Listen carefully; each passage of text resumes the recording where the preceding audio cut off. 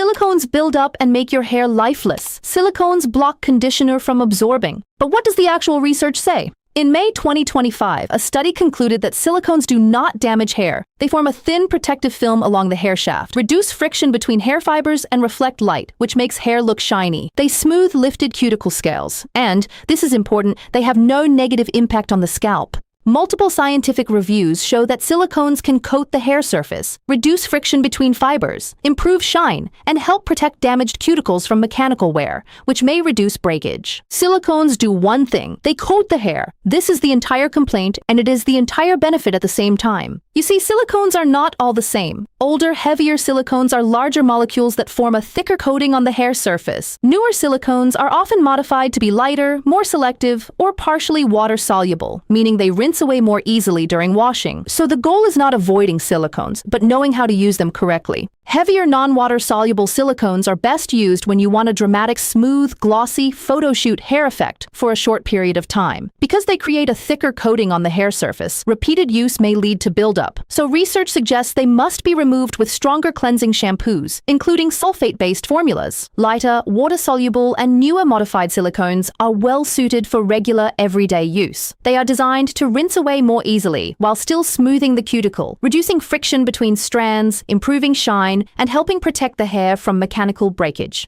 So remember, silicones are designed to protect and smooth the hair fiber, which is why they are most commonly used in conditioners and hair masks. Shampoos are formulated to cleanse the scalp, while conditioners are designed to care for the hair length and reduce friction-related damage.